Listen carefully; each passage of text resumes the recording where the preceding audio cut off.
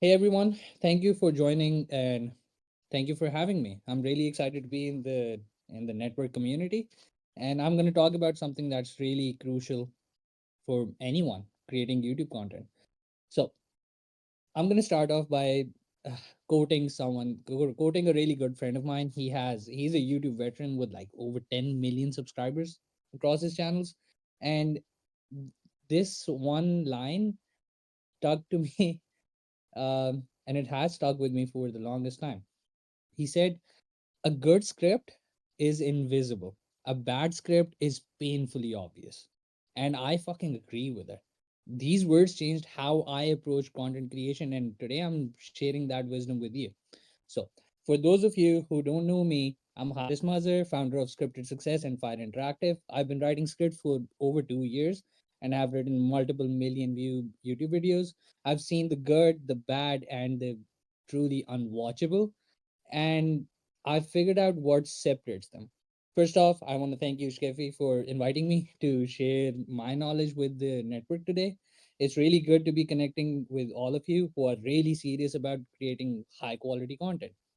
In the next hour, we're going to cover what makes a script bad and how to spot it, proven strategies to fix common problems, and storytelling techniques that maximize retention, and finally, practical methods to overcome procrastination, which is the biggest challenge in script writing.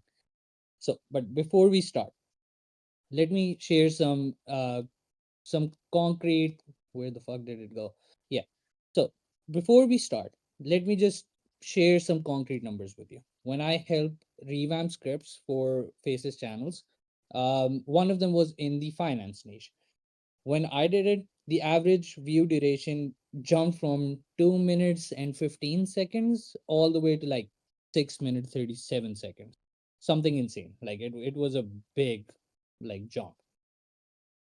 And the click through rate increased by, I think, 135%, something like that. Like the numbers were fucking insane. And the subscriber conversion doubled. Like before he was getting like maybe 50 subscribers every video. Now he was getting 100 subscriber with every video, which is it blew my mind at the time. And even then, I have to admit, I didn't really know what I was doing. It was still like, I was just a year into writing scripts, but I guess I was doing something right, you know. So, and that's exactly all the knowledge I put into this cute little presentation for you guys. So, before we start, I want to talk about the real impact of great scripts. Get started with understanding what makes a bad script so obvious to viewers, right? So, let's start with the anatomy of a bad script. There's three types of scripts I want to talk about specifically. The first one is the information overload script, which puts too many facts too quickly. It just stuffs them in there.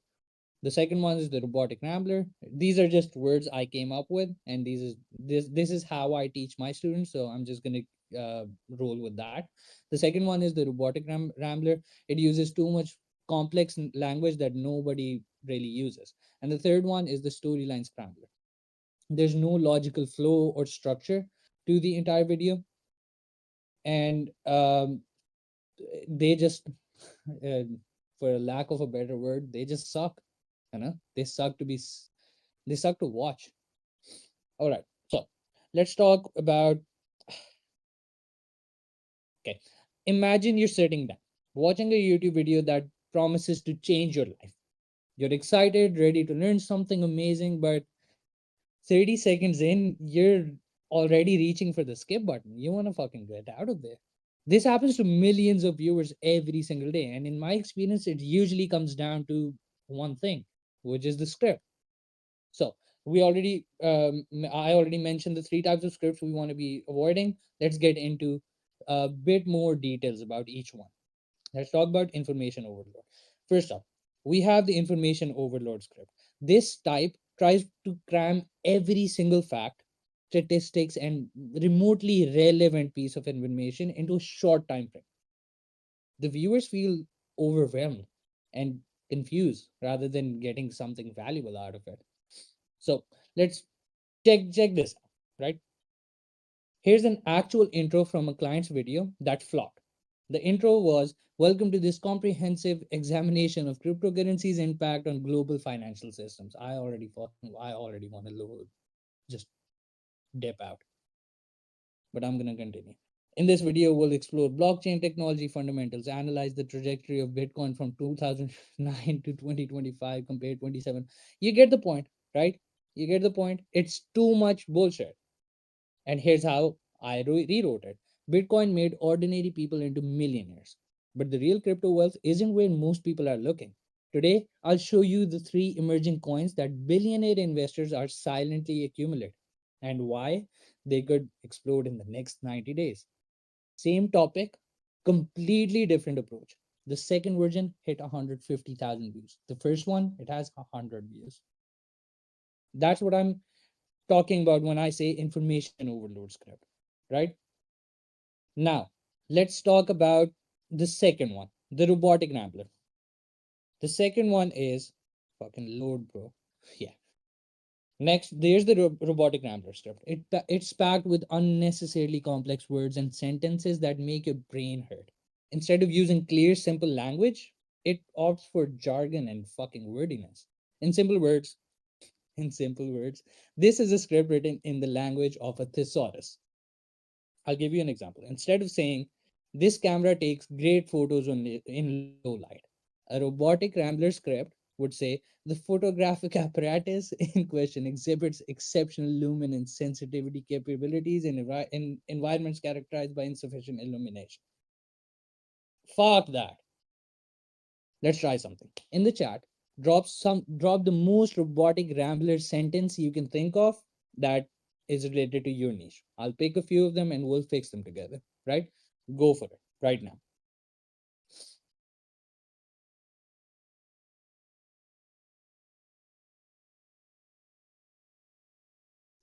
I sound Chinese.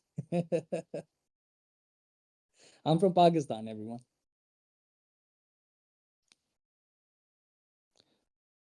Exactly. So exactly. Like too much bullshit, you know? No one gives a fuck. I would just dip out. So that's what I mean by robotic rambler. You don't want to be saying too much shit in like extremely fucking what's the word? Just in the language of a thesaurus, dude. You don't want to sound like a thesaurus. Be simple, be clear, and give them what they want. Confirm the click. The next one, finally, we have the storyline scrambler script. This is the one I hate the most. This one starts talking about the title, suddenly jumps to an entirely different topic, circles back to mention something random, and then ends with an outro that's related to the original title. The start and the end are connected. Everything in between is a fucking mess. It's like watching a squirrel on caffeine trying to give a TED talk. There's no clear structure, no logical flow, and obviously no coherent message, right? The next one, the common denominator in all of these script nightmares. They share one thing in common. They forget about the viewer. They prioritize information dump over engagement, complexity over clarity, and randomness over structure. The best way to check if your script falls into these traps is super simple. Imagine you're talking to a friend. You wouldn't use words like flamboyant or an unequivocal in casual conversation. You wouldn't dump every fact that you know in 30 seconds. And you certainly wouldn't randomly change topics mid sentence. You have to remember the goal is not to impress with your vocabulary or cram in every fact you know, it's to connect with your audience, to deliver actual value, and hopefully keep them coming back for more. So, this is a common pushback that I know you guys are gonna say in the chat as well that your niche is different. Fuck out of here with that. Your niche is not different. It doesn't matter. The reality is, I've worked across 17 different niches: tech reviews, medical content, how to's, fucking skip the toilet shit. The principles are the same. Principles are the same, even in super technical fields or super like brain rot shit. Clear communication wins. A cybersecurity chat. That's like the most technical bullshit I've ever done, but I had to do it, right? But the client wanted a good script. The channel I worked with, I saw their subscriber rate triple when they stopped trying to sound like a fucking textbook and started explaining concepts like they would to a smart friend. You assume that the viewer clicked on a cybersecurity channel because they're already interested in it, right? They're not a super beginner, but they're also not a fucking PhD professor. You have to match the tone, you have to match the language to your audience. Now, and the one common pushback I get from all my students, everyone who asks questions with me, like, how do I write a better script, whatever, everyone says my niche is different. No, the fuck, it's not. It's not. I've written in 17, 18 different niches. I don't even remember. I just put a random number here. 17 different niches. It's probably like 35, whatever. Tech reviews, medical content, how to's, documentaries, true crime scripts, body cam, whatever, everything. The principles remain the same. It remain the same. Even in highly technical fields, clear communication wins. A cybersecurity channel I worked with saw their subscriber rate triple when they stopped trying to sound like a fucking textbook, and they just started explaining concepts like they would to someone who's a smart friend. That's it. We just match the tone of voice and how they deliver the value with the audience and their expectations. We're good. And yeah, that pretty much brings us to where we are right now. Oh, do we have any other questions? Why my first video gets no views? It's probably your hook and your packaging. You should focus on your packaging. Do you use the same framework for your scripts multiple times depending on the niche for your clients? Interesting question. It depends. It definitely depends. But there is we're gonna talk about one certain framework of mine, which is the hero's journey, which applies in pretty much every niche. You can apply it to every niche. There's some exceptions, but 90% of the time you can get away with just using the hero's journey. And I'm gonna do a full fucking breakdown for you guys. Please remember, this video, this live session is probably gonna be a bit more than an hour. I'm giving you a full like crash course in script writing. Usually I do this over 3 4 months. I'm trying to do it in an hour or two. So bear with me. There might be some mistakes or whatever, but I'm going to do my best. Coming back to the question, do you use the same framework for your scripts multiple times depending on the niche for your clients? If I have a client, I usually build out a proper how do you call it? Um, let's say a profile, right? For every client, every channel of that client, I make a proper profile for that specific channel. The tone of voice, how do we want to present information, what's the image we want to project outside. To answer your question, I usually use the what's the word, the hero journey most of the time. Next question. Do you feel there's a difference between scripts that aim for a certain audience age without obviously trying to appeal to a younger audience using obvious shows? For sure, 100%. The the way the words you use, they change depending on the target audience you're targeting.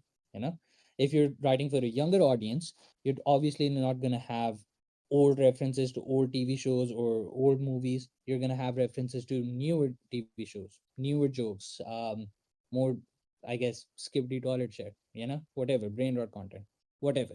If you're going for like super young audience, for an older audience, you would go reference movies from the 90s. If you want to write historical facts, and you're writing about naval warships, you want to target people that are either in the Navy or interested in the Navy or have family members that are in the Navy that were serving, right? So you're going to use words that relate to those sort of the word. demographic, pretty much, right? So yes, yeah, the way you write the scripts and uh, the way you present information is definitely going to change depending on the demographic you're targeting. Do you believe your script writing is still needed as AI is progressing at such a rapid speed? Mm-hmm. Mm-hmm. Yeah, pretty good question. That I have a full section about this at the end of this, and I'll get back to that. I will answer your question. All right, let's move forward. So let's talk about the hidden trap of winging it. Think you there's like some myths and stuff I want to talk about. The authenticity myth that just being yourself is that does not equal speaking without preparation. The first 15 seconds determine if viewers stay, which I'm referring to the hook. The second one is behind the curtains. A lot of top YouTubers actually carefully script content, even if it doesn't feel like it. It appears spontaneous, but it's not. It's carefully fucking crafted. Third one, the numbers don't lie. One channel I had a client that switched from, this was a personal brand. One channel switched from unscripted content to scripted, and he had a 300% increase in viewer engagement and retention. For most niches, word for word scripts are the way to go. I'm a big advocate for writing word for word scripts. You can do it differently. You can have bullet points or whatever. If you have charisma naturally, if you're good on camera and you can just come up with stuff on the fly, that is the only case where I recommend my clients to have a bullet point sort of script. And then there's the common pushback. It takes too much time to write a script. Fuck yes, it does. Anything worth having takes time. Would you rather spend an extra hour writing a script for a video that gets 100,000 views, or just save that hour, outsource it, or give it to AI or whatever, right? Not plan, not pre-plan, or not actually put some effort into it and get 10,000 views. The math is pretty simple there. I'm going to get into more details about each part, right? Let's talk about the authenticity myth. The authenticity myth. If you think you've got, I mean, when you have a good idea, you think you've got a killer video and you're ready to hit record. Hold up. This is a trap waiting to sabotage your success, and even experienced YouTubers fall for it. Let's talk about the big misconception in content creation, the idea that winging it equals authenticity. We've all heard it. Just be yourself and just do what naturally comes to you. That sounds great. But the truth is, unscripted content rarely performs well on YouTube. YouTube's analytics reveal that if you keep someone watching for the first 15 seconds, they're much more likely to finish your entire video. This is why scripts are the most essential part of the video. It's literally the blueprint for your entire video. Now, let's talk about what I mean by behind the curtain. Here's an insider secret: those YouTubers that seem so natural, they're probably not winging it at all. Take Mr. Beast or Alex Osaki, right? For example, they sound super casual. These creators actually meticulously script their videos. They script their videos to a T. Like every line, every word, every punctuation point is planned. Every pause, every beat, everything is planned, which is why you stick and watch their entire video. That is literally called script writing. Think of it like uh, like a stand-up comedian, right? Think of it like a stand-up comedian. It seems super improvised, but every joke, every pause is actually choreographed for maximum impact. Everything is timed, everything is planned. That is what you essentially do as a script writer. The impact of scripting on channel performance is so significant. I personally saw one channel, the one I talked about, that went from unscripted content to scripted content, and they got a 300% increase in viewer engagement, which is comments and likes and all of that, and actual retention. So yeah, scripted content is king. And let's be honest, would you rather consume content that is well researched and chronologically presented, or would you believe the information from a guy that's just speaking of the tone, right? I wouldn't listen to someone who's just coming up with shit on the fly. And but don't get me wrong, unscripted content can still work, but it entirely depends on the niche and the target audience. If you're talking about self improvement, right, and you're using your own experiences as examples, you can get away with just yapping in front of a camera. But for most niches, scripts are the way to go. And I know what you're gonna say. It takes too much time, and it sounds like a lot of extra work. But let me put it this way: would you rather spend an extra hour writing a script for a video that's gonna get 100,000 views, or save that 1 hour and get 10,000 views? The math is pretty fucking simple. The most successful creators I work with have realized that scripting isn't an extra step. It's the foundation that makes everything else work better. If you have a good script, the video editor has an easier time presenting your script and the content more visually appealing. He can do it easier, faster, everything more efficiently. If the script is laid out perfectly, the voiceover artist doesn't have to go in and change shit all the time. He can just get the voiceover done super quick. Even if you don't use a voiceover artist, you can use, if the format is correct, you can just easily copy paste everything into 11 labs and get the view that way. Imagine having to format the script while you're trying to do the video, even if it's with 11 labs. You're going to spend like 20-30 minutes just trying to format everything and making sense of which sentence goes where do you want the pause, where do you want a break, whatever. It's going to take way too much extra time. So a good planned out, well thought out script is key to make everything around your video work, everything around your idea. The flow goes like this: you have an idea, you get it scripted, you need a script writing isn't just the words that are spoken on screen. It's how the video is flowing, how it's presented, everything. It's the blueprint. And then you get the voiceover done, then the video editing and upload, right? But you need to plan this shit out. If you have no plan, you're not going anywhere.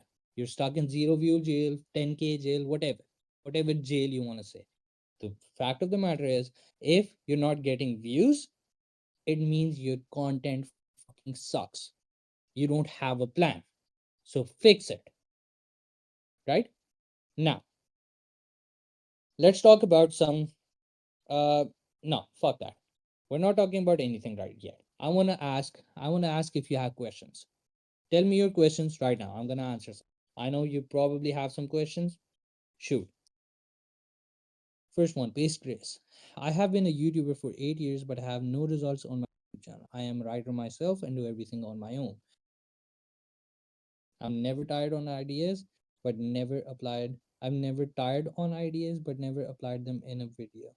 How do I make progress? Thanks for considering my question. Okay. The first issue I just saw is you're trying to do everything on your own. You need to focus on one thing first. Get the planning, get the strategy right, whatever it is. You need to focus on one thing first. The second thing, I'm never tired on ideas. I don't really understand what you mean by that, but if you mean like if you have a lot of ideas all the time but you never applied them in video, start doing that. You know, you just start doing that. Because if you have ideas and they just live on a Google Doc somewhere in your Google Drive and they never see the light of day, how are you going to know what you're messing up if you don't try? It's fine to flop. It's fine to have flop videos. You're probably going to have a lot of flop videos, but you need to learn from each and every one. If you don't, you're not going to do fuck all. You're going to sit on your ass and you're going to ask questions: how do I make progress? Start planning shit out, focus on one thing at a time, you will make progress. Second one, have you done scripts in other languages other than English? And if so, did you know the language or translate? No, I don't do any other language, not yet. How to maximize the hook? Well, I'm gonna talk about it. How much time is spent on the first 15 seconds versus the rest of the script? Sometimes I'll spend a fucking day on a hook, dude. It happens. Sometimes you just get stuck and you can't figure out a good hook, a good angle. whatever, you get stuck. But on average, I spend probably like no more than 45 minutes on a hook. Because whenever I start writing the script, I've done like all of my research beforehand, before like actually typing down or typing the script on a Google Doc. I do all of my research beforehand. I already have a good angle of it, angle for the video. I already have a good plan in my head, and that's when I start executing. And then I come up with like three or four different hooks, see which one suits the best, write the whole first draft, and then choose whichever hook I feel like is going to work the best for the video. Okay. Uh, Kaithar, I don't know how to pronounce your name, but okay. If you do you believe scriptwriting is still needed as AI is progressing at such a rapid speed? Yeah, I mean, dude, how the fuck do you think AI got here? How do you think it got trained? It's a LLM, language, large model, language learning model, whatever, right? So, no, script writing, script writers are 100% going to be needed. Because, look, think of it this way. Imagine if I start using ChatGPT to write my script. I already know how to do it. I'm pretty decent at it. And if I get something out of ChatGPT, I can only make it better, not worse. You see what I mean? So, and the next question is, do you think a big like YouTuber, even you, right? Even you, if you're handling like 4 or 5 different channels and you upload like 2 to 3 videos every single day, you seriously want me to believe that you're gonna sit there and talk to ChatGPT and generate 10 to 12 to 15 scripts every single day without knowing what a good script looks like and expect to make some progress in a timely fashion?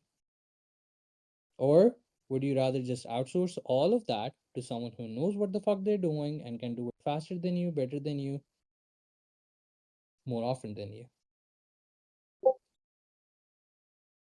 Okay. Next one, Sir Flixer. Will you talk about using ChatGPT running? Yes, I will. How do you make 1 hour long scripts without going crazy? Also, where is the best place to find scriptwriters? Okay, the best place to find scriptwriters, it's either you can go join my server. It's all like it's literally made for writers by a writer. You can find really good script writers there. You can find my students. I train them myself. The other place you can look for is Next Left Talent. That's pretty good. I got a lot of jobs in when I started from Next Left. And what else? If you want really decent writers, but in a done for you sort of service, Tube Creators is And a good welcome one. back to this US That Open is, office I plan. can say those guys are good because I worked with them for the first year. Like that's literally where I started, and I currently ghostwrite for the owner as well, which is crazy how that worked out. But yeah, how do you make 1 hour long scripts without going crazy? You can't make an hour long script without being a little crazy. You need to be a little delusional. That's pretty much it. And it takes time, it takes time. And 1 hour long scripts, it's a really difficult one. Those scripts are really difficult because you're literally pretty much writing a fucking movie. But if you have a good game plan, a good framework to follow, which is exactly the framework we're going to be talking about, the hero's journey, it makes it 10 times easier. It's still going to take you time because you still have to write it and come up with the ideas and all that. But now you have ChatGPT, you have AI. By the way, don't use ChatGPT for anything related to actual script writing. Get it for ideas, do whatever you need to do, but don't ever use ChatGPT to write the scripts. If you do, if you do want to use some AI to write scripts, you use Claude. Claude is 100 times better than ChatGPT. I use Claude as well. Now I use it for coming up with ideas for my newsletter, coming up with ideas for ghostwriting for Twitter clients, coming up with ideas for newsletters for my other clients. I use it for a bunch of shit. ChatGPT is really good at managing my professional life because I have a bunch of shit happening at the same time. That's really good. It's really good at doing that, making making spreadsheets, making charts, making all of that. ChatGPT is amazing at that, but Claude is specifically the best one Out of DeepSeek, ChatGPT, Claude, whatever, I've tried a bunch. Claude is the best one that has given me the most reliable results. It's given me an 80% cooked script, which I can go in, edit, adjust whatever I need to do, and have a usable, nice script. Use Claude. Do you guys have Burger King? Yes, we do. How long will anyone need to be a good script? How to practice script writing? Learn from someone. Get a mentor. It doesn't have to be me. It has to be anyone that knows how to write really good scripts. It could be your client, whatever. Watch a YouTube video. Go watch Brian's video. He has like the dude's a fucking madman. He has an hour 30-minute long uh, course, like a full course on script writing for free on YouTube. Just search Brian NG on YouTube. Uh, and how long will anyone need to be a scriptwriter? My students have they went from $0 to making over $1,500 within 3 weeks.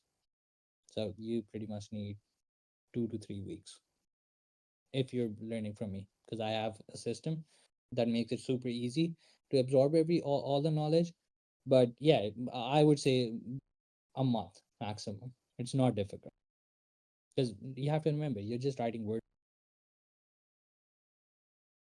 It's not the hardest thing to do. I've heard some people say for each part of your script there should be a hook. These are rehooks. Yes, we're gonna talk about these. What are your favorite types of hooks? I like the rule of three. I'll talk about that.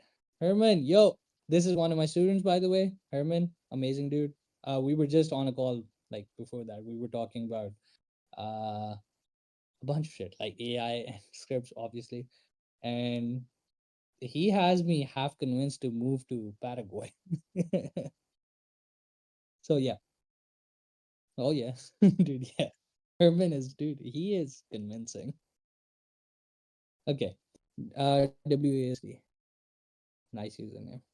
Do you think that people can use AI to create the base of script and edit it down to a good script, or is it better to write the entire thing yourself, taking into consideration that you train a model on on competitor scripts already? Person preference at this point. I prefer writing scripts word for word myself, but now I've started playing around with getting a base and editing it to what I like. But I train it using the resources I've already made in my training program. So I just feed that to it. So every script that is generated through Claude gets double checked against my own resources, my own instructions, my own what's the word? Mm, I guess like rules, and that way I am 90% sure that the script is a very good base that I can build on. So that's one way I do it. You can get access to these resources as well when you join Scripted Success. They're all there. Uh, okay. Who do you think is going to be Uber? Oh, this is Herman. uh, Gnani Pedinti. I don't do. Do you use SEO in scripts? No, doesn't really matter. Sir Flixer. Okay. Why is Claude better than ChatGPT? It's better because ChatGPT is a good generalist. Claude is more text based. It doesn't mess up, and I guess the model is just better trained at text based stuff generation. So I've had better luck with Claude. So I'm just speaking with to my own experience. I know Herman is doing it. Herman has been playing around with Claude as well. Rohan has too. And we were talking about this, and Claude is arguably the better one compared to ChatGPT. How can I keep the viewer engaged? Write better scripts. That's an easy answer. Okay, let's move on. Okay,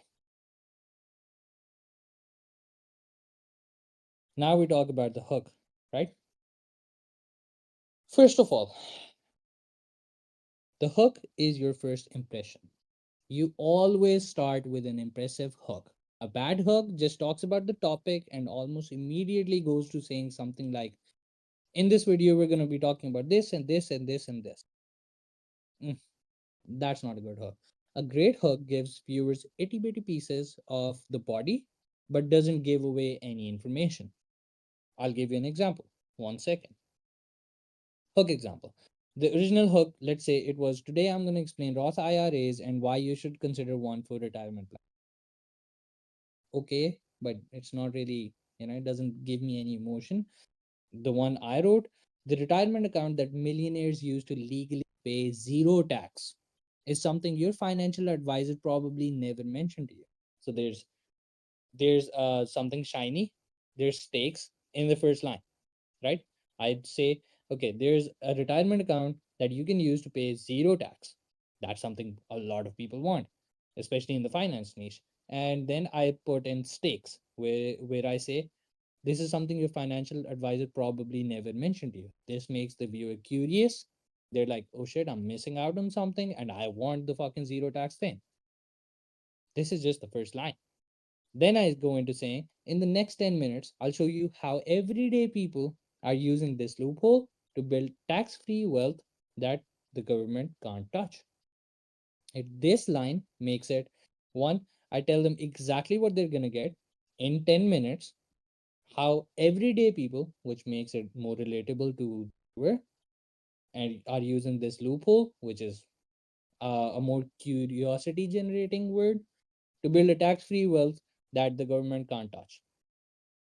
Pretty good hook. Now, after this, we're going to talk about the intro structure that just fucking works. Your intro should talk about what you're going to cover first in the video. For example, if you're starting with uh, promoting processed food, well, let's talk about the Mr. Beast. The remember the Lunchly uh, whole debacle. Let's okay. For example, if you're starting with promoting processed food in a video about controversies, you give a little backstory and then start discussing it in detail, which makes sense, right? After that's done, you have to give a strong rehook. This is for the people who were asking, how do you keep retention? How do you do rehooks? This is how you do it. Usually, something like, I'm going to say something like, but if you think this was the worst thing Mr. Beast did, wait till you see what his leaked Discord chats expose. You remember that? That whole drama? And now you have ground for talking about the grooming allegations. This is an interesting way to switch topics without feeling like you're switching topics. We were just talking about promoting processed food, and now we want to talk about child grooming allegations, which are two completely different worlds. But this one line is the setup that gives me a good base to talk about the grooming allegations. It's an easy, smooth topic shift. So this is how the intro works. In the intro, I talked about, yeah, we're going to talk about promoting processed food and whatever, but I want to start with grooming allegations because that's the biggest one. Like that's the hardest hitting one, and that way people are stuck. They're gonna stick to the video. They're gonna watch the video up until I talk about the processed food and all that other shit. I just want to start with something that hits hard in the first section, which in this case was the grooming allegations. Then the body content. This is the meat of your script. For the body of your script, the key is pacing. Don't dump all your information at once. You saw what I did in the intro. I alluded to the fact that yes, they're promoting processed food and all that junk, but I want to talk about the grooming allegations, whatever, and then I start, leading up to it. Excuse me. You space it out, you build anticipation, and you deliver payoffs strategically. You think about how you would tell a story to your friends. You don't give away the ending first, right? You build up to it, adding details that keep your viewer hooked and they want to know what happens next. Now, this is my perfect script structure blueprint for a 10-minute video. Take a screenshot right now. Use this, and it will help you. For the people that were asking how do I write a good script, this is the blueprint. Follow this.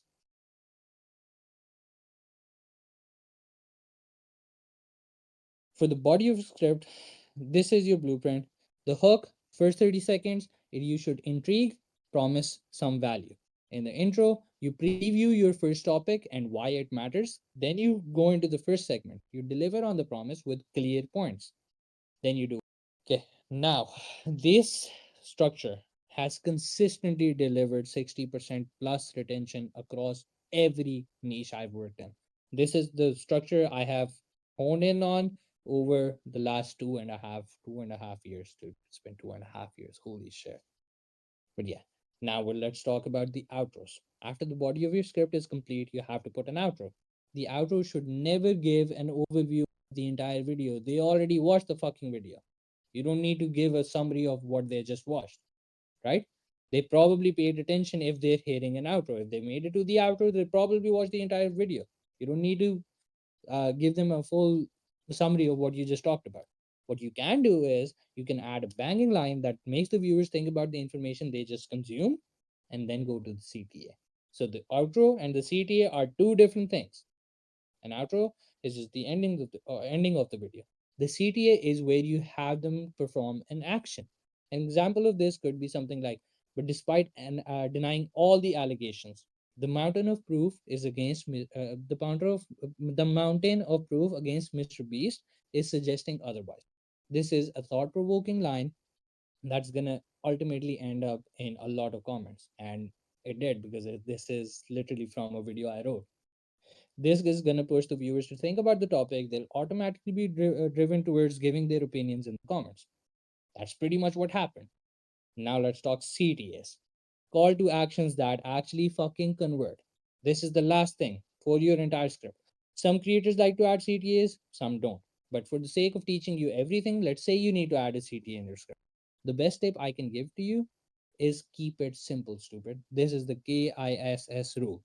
If you have a new channel, write something like, let me know what you guys think in the comments below. Don't forget to hit the subscribe button. Thanks for watching, and I'll see you guys in the next one. This is a pretty, cookie cutter one. I don't enjoy writing this one. It's eh, you know. But if you have an older channel with uploaded content already that performed well, just link it to one of your other performing videos. Just say something like, YouTube thinks you're gonna like this video next, so go watch it. Keep it super simple. Have them do one action. And this one, the problem is we're having them do two different things. You know, two not even two different things. We're having them do three different things. We're having to them put a comment below. Then we're having them do a subscribe, and then we're also asking them to keep in mind that we're gonna upload another video. So anticipate another video. So that's three different CTAs. We don't ever want that. At max, you should have two. Ideally, you should just have one CTA. For example, the one I just told you, this is something you could go check out in one of the channels I write for, and it's pretty good. This is a channel I give as an example all the fucking time, just because it's one of my favorite. So you guys, the channel is Kelevin. I just put it in the chat. Go watch it and have fun. The videos are actually really fun, and focus on how the pacing is. There's no intro to these videos, there's no outro, just one CTA and one subscribe CTA in the middle sometimes, not every time.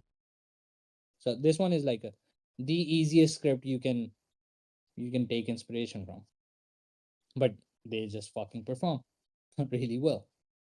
Now, here's something interesting. I ran a test I ran a test with a client where we tried different CT approaches. The standard like and subscribe that I just told you, it got a 1.7 conversion rate. 1.7%, not bad, it's okay. But I mean, imagine there's like 1,000 people. That's 17 people, 17 subscribers. Not the best. But when we used, if you got value from this video, hit subscribe to catch next week's breakdown of whatever topic we were gonna talking about. The conversion jumped to 4.3% from 1.7. It's a pretty decent jump. 17 subscribers, 43 subscribers. Same video, different CTA. That's 2.5 more subscribers from the exact same video. just tweaking the CTA. That's it. I just changed a few words, and the subscribe rate went up massively. And this is just giving you an example of from 1,000 viewers, right? Imagine the video got a million video, a million views. 4.3% of a million is a lot of fucking people, dude. So you don't take CTAs lightly, ever. They just might be the thing that grows your channel exponentially. Now, do you have any questions? Let me know. Is it possible to merge two distinct storytelling methods into one that keeps two different types of attention spans engaged at once? That's a dumb question. Why would you want to do multiple things? Focus on one demographic, one sort of attention span, one sort of person you're talking to. You're not talking to two different people at the same time. You're talking to one person, one time. That's it. Okay, sir, how much it would cost to hire you? For a 10-minute video, I usually charge $200. Depending on the niche, it goes up. So it's like, yes, starting price is 200. Will I share this doc? Yes, I will. I'll send the link over here. Can you link your stuff to here? It's in my bio. Our hook word lengths change based on video length, like 10, 30. Not really. Your hook is the first 30 seconds. YouTube doesn't care what your hook is. If your hook is like a minute, YouTube just looks at the first 30 seconds. That's it. We're optimizing for the first 30 seconds. If you can keep them there for the first 30 seconds and get to the fucking point, they're probably gonna watch it. It doesn't matter if it's a 10-minute video, 30-minute, an hour long video, or 30-minute video, obviously needs rehooks. But if you can get the initial stick, if you can get them to stick in the first 30 seconds, they're way more likely to give you their time. Lennox, what do you think about the fact that channels, about fact channels that do, for example, 8 facts, so 8 hooks, and also what about visual hooks? Is it worth to clickbait the first 5 seconds with fake images? Never, never lie to your. If you clickbait them, they will get the fuck out of there as faster than you can say clickbait. They're not gonna stay there.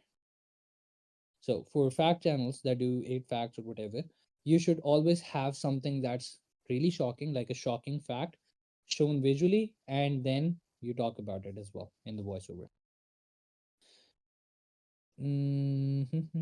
For okay, Jackie, for sleep videos, is it worth having a CTA to sub plus comment in the intro? I'm thinking that some people would click off the intro is too long since they're just trying to see if the video is relaxing enough for them to sleep to.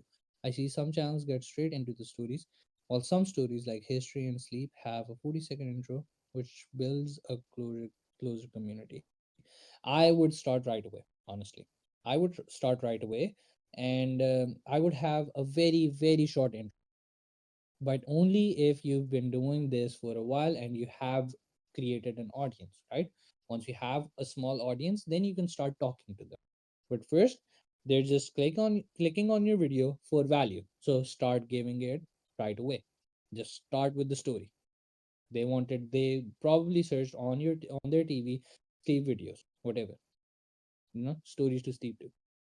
And they saw your video, they clicked on it, and if you sit there and start giving an intro, they're gonna watch another video. So start with the story. Just Nick. When writing scripts, what are your tips for the flow of the scripts and transitions into new points or facts? Good question. The next section is literally about pacing and the art of payoffs.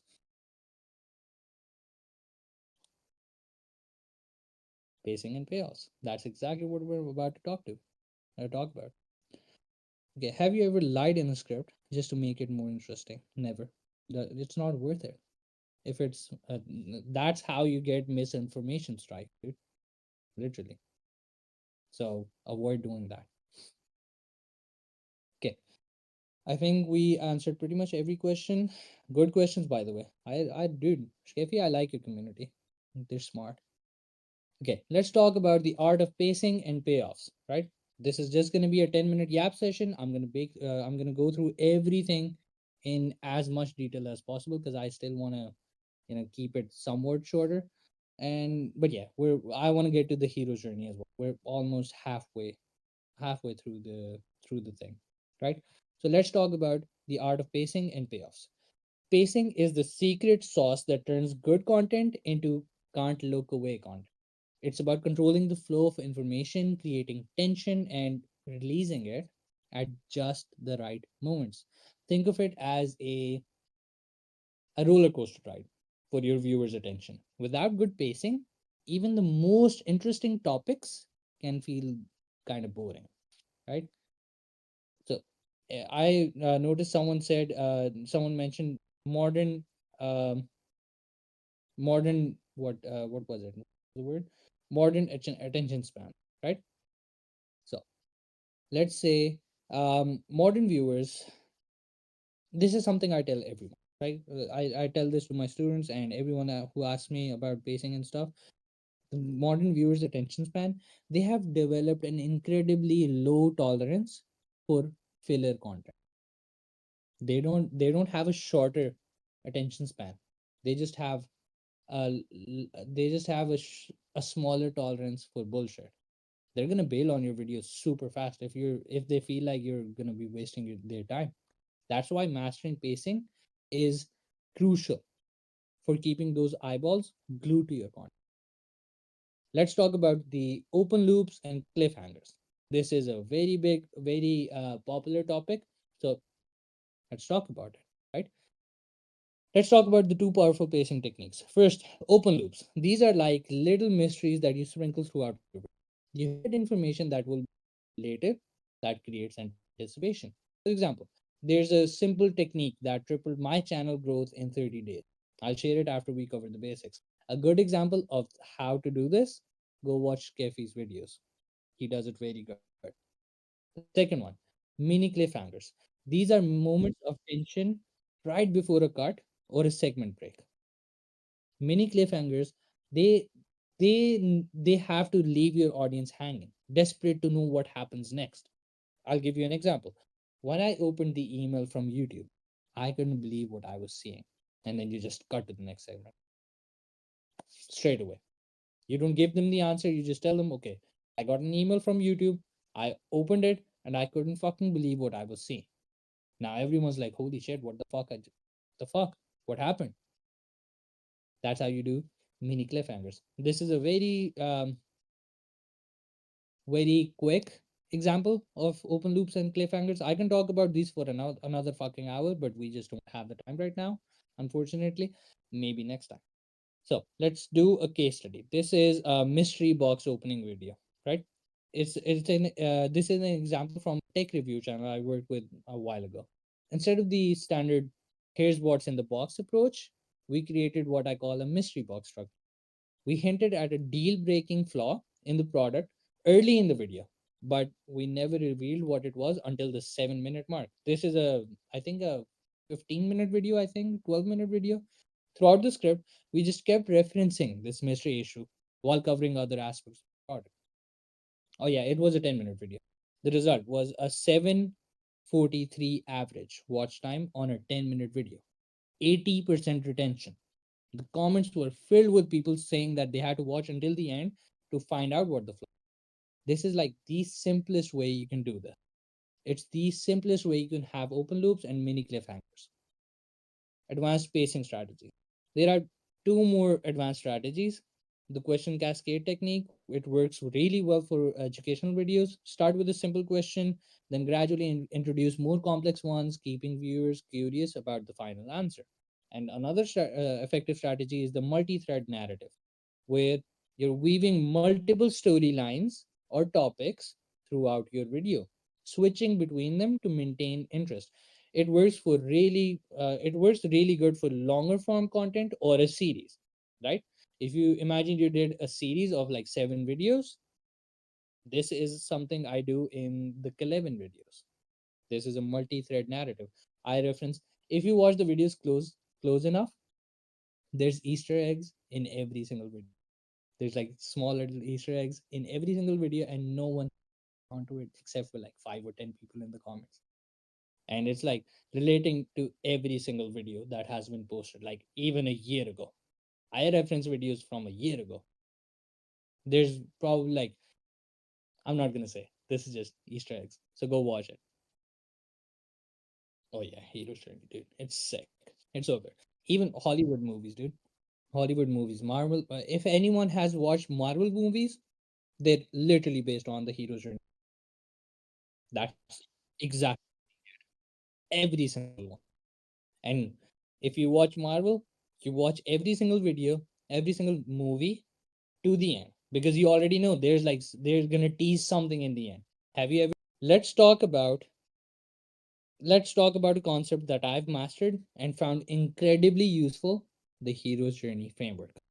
The way I mastered this storytelling was by following the hero's journey framework. It's a slightly complex storytelling concept, but it works super amazing. So I'm going to break it down for you. Let's talk about the basic structure, right?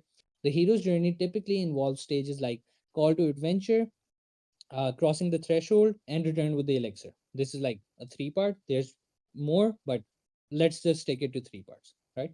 You're probably using parts of this without even realizing it. Many YouTube scripts present information without a compelling narrative arc. It's like giving someone a pile of puzzle pieces without showing them the picture on the box. The information's there, but it's not engaging. They don't know what the fuck to do with the information. But when you have a story like a YouTube video with hero's journey, let's say you're making a video about a complex topic like quantum physics. Instead of just listing facts, frame the viewer as as the hero on a quest for knowledge. Gamify it. Their ordinary world is confusion about the subject, like they just don't know what the fuck is quantum physics. The call to adventure is your introduction to a mind-bending concept. The trials are the challenging ideas they're gonna have when they're on this journey, and the return is their newfound understanding. All of these I have listed over here.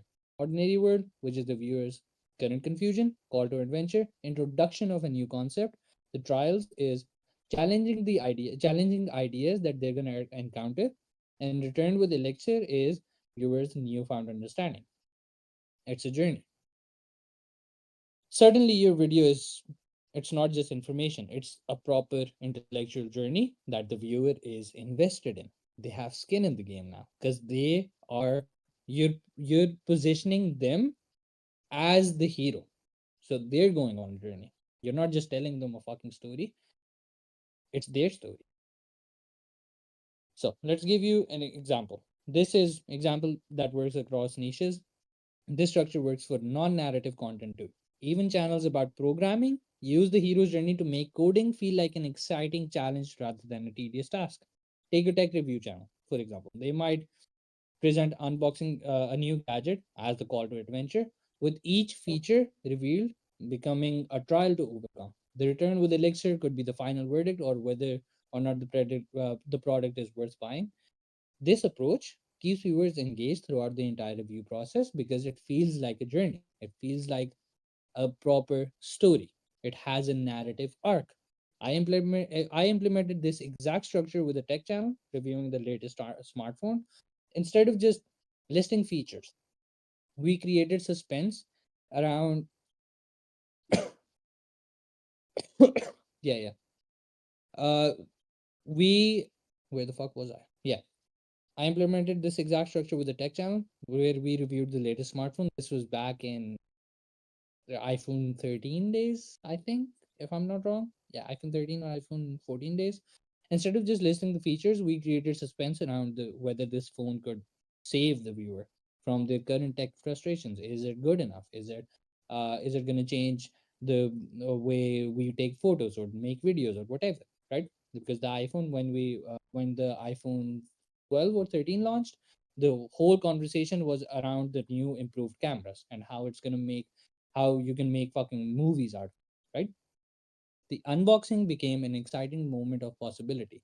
Each feature each feature was a test that was a challenge to overcome, and the final verdict offer viewers clarity on their purchasing decision. Retention jumped from 40% to 67% with the storytelling approach.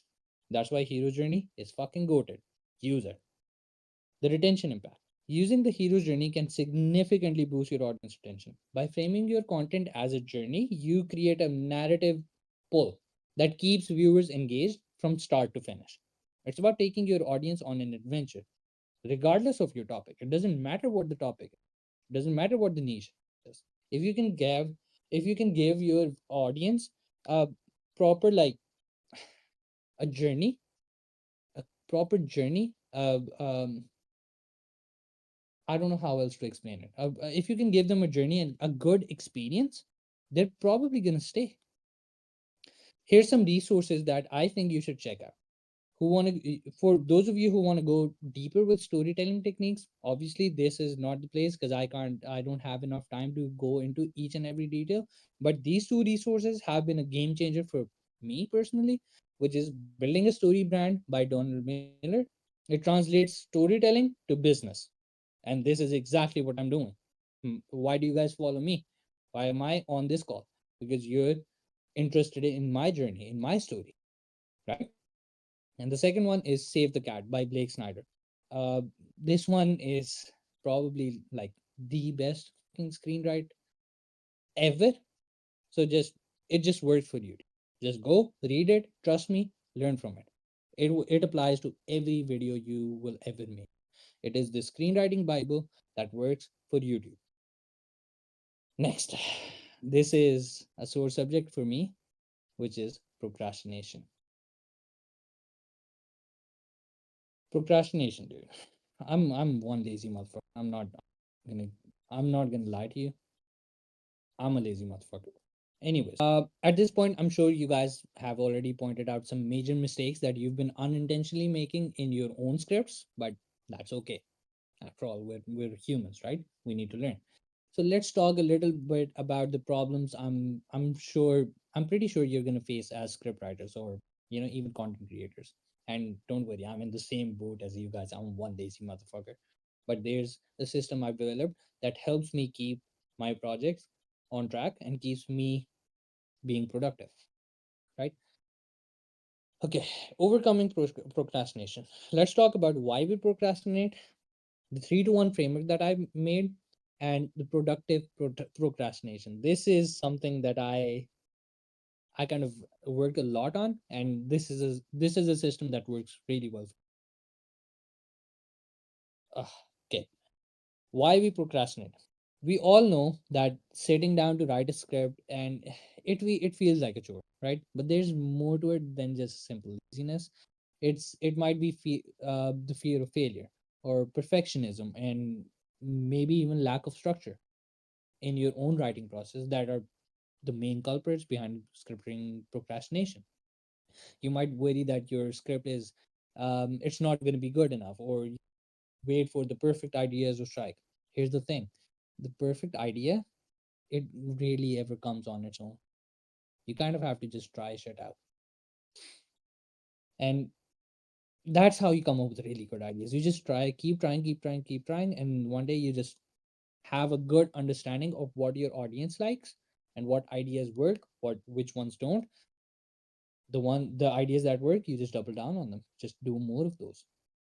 Now, the cost of I want to talk about the cost of avoidance, right? When you avoid doing the work, it's actually hurting your content a lot, because when you finally create something, it's often really rushed and it just comes out mediocre, right? You avoid it till the end, till the last minute, and then at the last minute you're like, oh shit, I need to get this done, and you rush something, you make a draft, you put it through AI or whatever, just to save time. It comes out as a mediocre script, and which results in very mediocre content. That's why you never get success with YouTube. And the thing is that that cycle of procrastination and the last minute scrambling, it's a recipe for burnout. You're going to burn yourself out. And interestingly, creative individuals often experience really high levels of procrastination. They tend to set incredibly high goals and high standards for their work, which is a problem I have. And that's when it's like your creativity is working against you, making it really hard to get started. So I developed a personal system, the 3 to 1 framework, and this is what worked for me. So let me share it. The 3 to 1 framework is very simple. Three, spend just 3 minutes outlining key points I want to cover. I spend like 3 minutes. This is for a 10-minute video, right? I just spend 3 minutes outlining the key points I want to cover. This could be on a notebook or on a Google Doc or whatever. I just spend 3 minutes. This is what I want to talk about. Simple. Number two, you write for just 25 to 30 minute, really focused sessions with a break in between.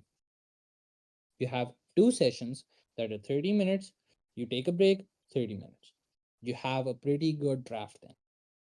And then the first one, which is I allow myself 1 hour of marination time away from the script before I do my final edits. You spend 3 minutes outlining key points. You spend an hour writing the script. This is for a very basic draft, right? You spend an hour doing that. Then you give yourself 1 hour away from the script. You just walk away, close the tab, close the laptop, walk away, go do something else, walk your dog, have a drink, take a shower, whatever. Just get the script out of your mind, come back to it, and then edit. This simple approach helps me. It helped me go from like writing 2 to 3 scripts a week to over 2 to 3 scripts every day without sacrificing quality. The key is making the process less intimidating by breaking it down into manageable chunks, right? You can spend 3 to 5 minutes doing an outline, you know, then you can spend 30 minutes writing one section of the script. Take a little break, spend another 30 minutes, write the rest of it. Pretty fucking manageable. Give yourself an hour, come back to it later, make any edits you need to, you have a good script. Pretty fucking simple. Now let me introduce you to a concept that will change your scripting game. Productive procrastination. It's about channeling your avoidance tendencies into tasks that still move you forward.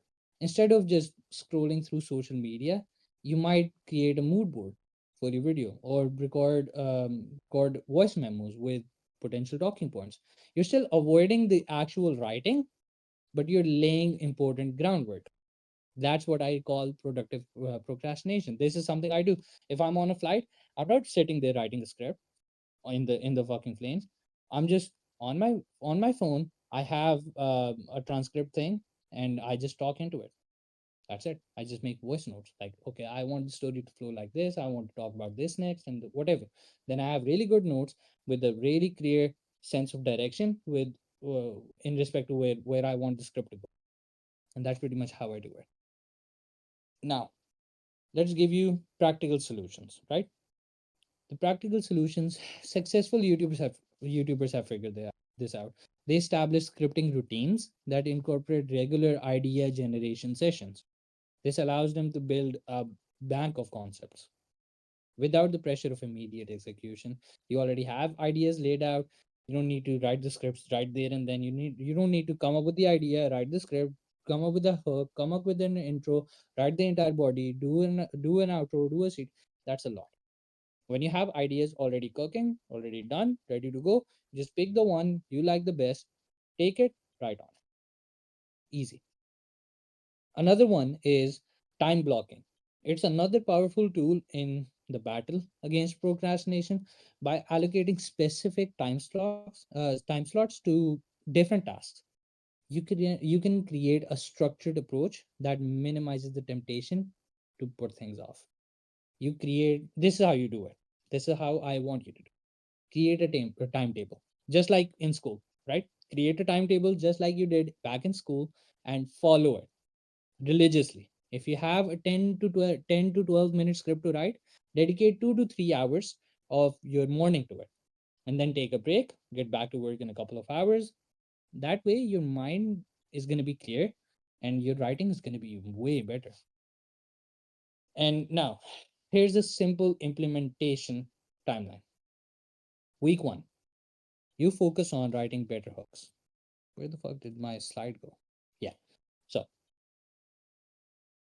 where this? Yeah. Okay. Fuck it. Probably didn't add it. It is this implementation. Now, let's talk how you can implement this. Week one, you just focus on getting your writing better. Use better hooks using the techniques we just discussed. Week two, you implement the open loops and the pacing strategies. Week three, you start applying the hero's journey framework to your content.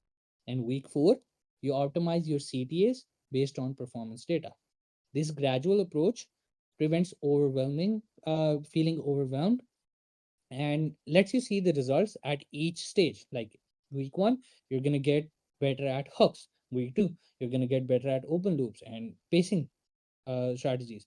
Week three, you're going to start getting better at applying the hero's journey. And week four, you're going to have really good CTAs. That way, within the span of a month, you're ready to get started writing really good scripts, right?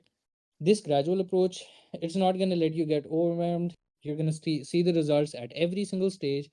But however, if you still feel like that you're not going to be able to write an amazing script, or you've got writer's block or something, the best way is to talk to someone, either to your client if you're a scriptwriter, or to your business partner or your channel manager, or even your brother or sister or whoever.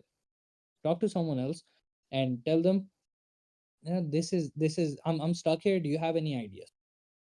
Sometimes you can find some gold in those conversations. And trust me, you don't want a faster script. You want a banger script. Writing fast and getting scripts fast, getting content out faster, that's not the whole thing. You need to strike a really good balance between good quality and timely timely uploads, right? So focus on these four things and start writing more. Pretty much. Start writing more. Okay. Now, I'm gonna give you guys some homework.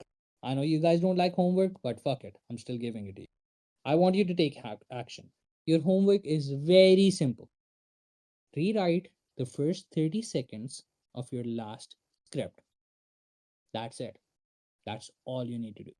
Rewrite the first 30 seconds of your last script. See how much you can improve, right? This small change could probably transform your entire video, right? Okay. Now, we're at the end. This is my WOP community, this is my Twitter. You can connect with me on Twitter, always down to talk in the DMs. Just send me a DM, it's whatever. But what I want to talk about is the future of script writing. This is a question that came up in our chat a lot. So yeah, so we need to talk about the elephant in the room: AI and the future of writing. Everyone's saying writing as a career is dead, but you've never been more wrong. It's just the era of vibe typing right now. Honestly, there's no other skill I'd rather have than being an experienced writer. Think about it. Like having access to actual good AI tools that help me get shit done faster. Sign me the fuck up. Am I gonna let AI into my actual writing process? Probably no. But am I gonna leverage it to get to the final result faster? Fuck yeah. AI has become it's finally become fun enough to play around with. And I'm even building a custom GPT agent of myself to blow past everyone. And things are about to get interesting. But here's my advice. Don't let the AI hype get to you. Yes, it's useful, so learn it, but do not under any circumstances let it demotivate you. This is for writers, this is for video editors, this is for thumbnail artists. AI is not here to replace you. It is here to help you do that shit better, more efficiently, and faster. So learn it, make use of it. Whatever happens with technology, mastering these script writing fundamentals, this is for writers specifically and content creators. Whatever happens with technology, wherever AI goes in the next few years, if you have, if you master these fundamental script writing techniques, they will always give you an edge. The core principles of storytelling, pacing, and connecting with an audience, that's timeless. You're going to need that in anything you do, any sort of content you make. So remember, creating viral YouTube content is about delivering value through well crafted stories that respect your viewers' time and intelligence. Keep refining your skills, learn from your mistakes, and don't be afraid to experiment. Every successful YouTuber started where you are now.